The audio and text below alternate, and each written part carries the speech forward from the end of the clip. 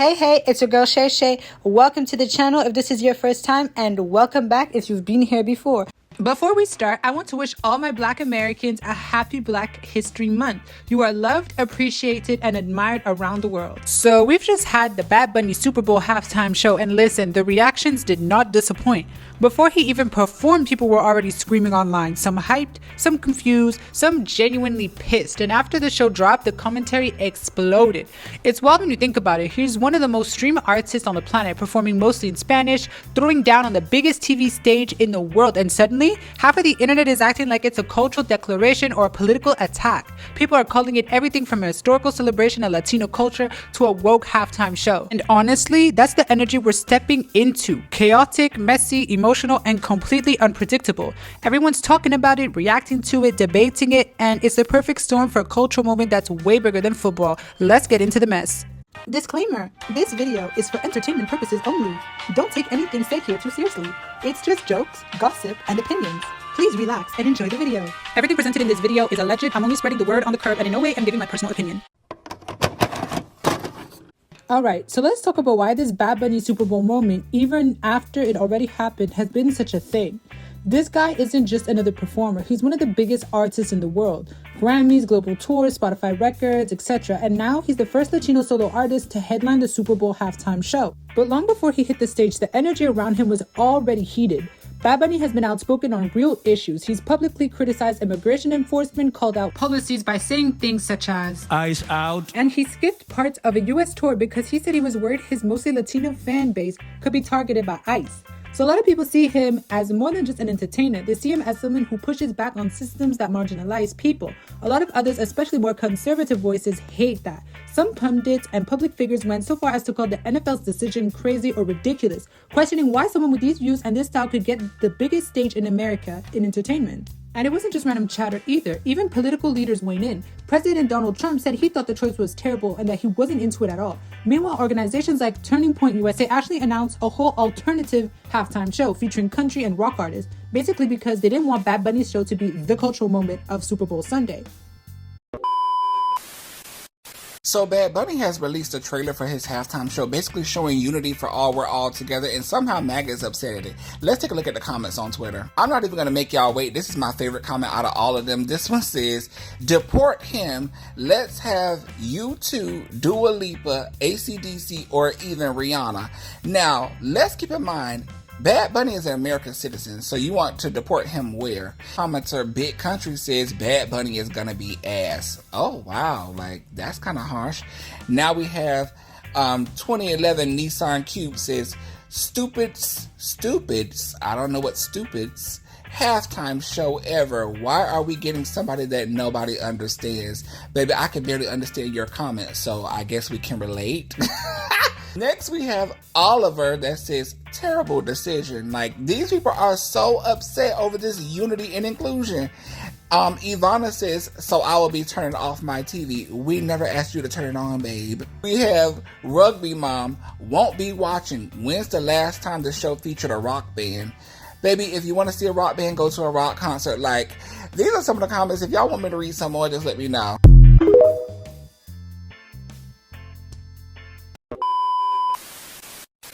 What really turned this into a flashpoint before the show even started was how differently people were feeling about what this moment represented. For one side, the hype wasn't just about music. It felt like Bad Bunny stepping onto that stage was a form of standing on business. A global artist bringing his culture, his language, and his identity to the biggest platform possible without shrinking himself.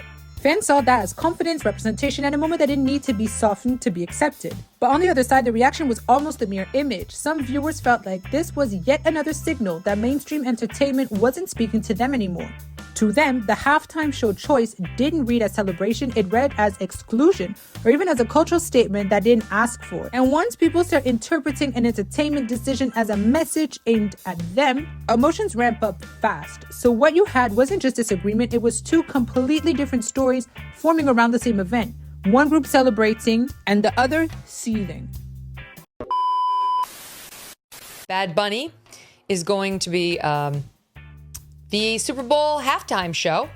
And he, of course, got lots of snaps for ripping on, you guessed it, ICE. SOT 6. Before I say Thanks to God, I'm gonna say, eyes out. We're not savage, we're not animals, we're not aliens, we are humans, and we are Americans. The hate gets more powerful with more hate. The only thing that is more powerful than hate is love.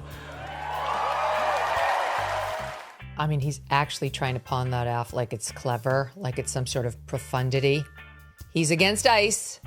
I mean, I feel like we might want to send ICE down to his compound. He's worth $100 million, reportedly. And let's see, he won 3 Grammys on Sunday, including Album of the Year, the first Spanish language album to win. I'm sure it was totally organic and worthy of it. And there was absolutely no coordination between the Grammys and the NFL, where he's going to be doing the halftime show. He's going to make history as the first Spanish language Latin solo artist just to headline that Super Bowl halftime show next weekend.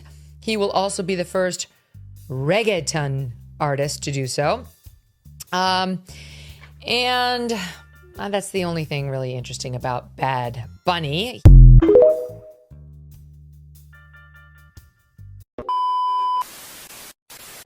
Once the halftime show aired, all the anticipation landed on a performance built around identity and representation.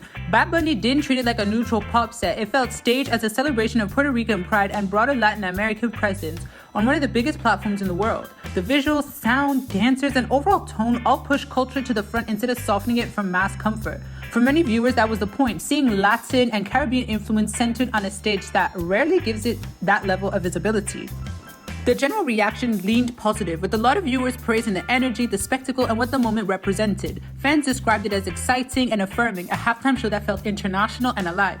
At the same time, people were very actively dissecting individual moments, especially the sequence with the young boy watching the TV. People were questioning whether that was Bad Bunny as a child or whether it was the little boy Liam Ramos that's recently been detained by ICE. Some saw it as a creative storytelling beat, others questioned it at what it was truly trying to say, and the debate itself became part of the fun. Social media filled with clips, breakdowns, and reactions, but the overall vibe was people engaging with the performance as a cultural moment worth talking about. The negative reaction, though, came through a very different lens. Some conservative voices framed the performance as another example of mainstream entertainment drifting away from what they feel the Super Bowl should represent. President Donald Trump echoed that criticism, reinforcing frustration among viewers who were already skeptical of the booking. For that audience, the halftime show wasn't just entertainment, it was interpreted as a cultural statement they didn't welcome. So even after the music stopped, the conversation kept going, less about choreography or songs and more about what people believed the moment symbolized. Also, a side note, it seems like Chris Brown reacted to the Super Bowl halftime show, it's been speculated, by posting on his Instagram story, "It's safe to say they need me," which did piss off a lot of people if it is actually about the Super Bowl. This is about to be the worst Super Bowl halftime show ever. We got a guy called Bad Bunny performing. Who names himself Bad Bunny? That has got to be the most feminine name for a male artist. And tell me why in God's green and blue earth are we having a Mexican performing at the Super Bowl? He's Mexican. He's not even from here. What in the world is Puerto Rico? Mob keep pushing things on us, and we gotta stop this, man. If Jelly Rolls don't perform at the next year's Super Bowl, I'm done with the NFL. All right, lunchtime.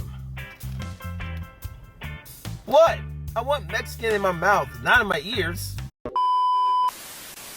Please leave all your thoughts and opinions down in the comment section down below, and leave a like if you've enjoyed this content so far. If you haven't done so already, please subscribe to the channel, and I will catch you all in the next video. Thank you so much for watching. Shay out.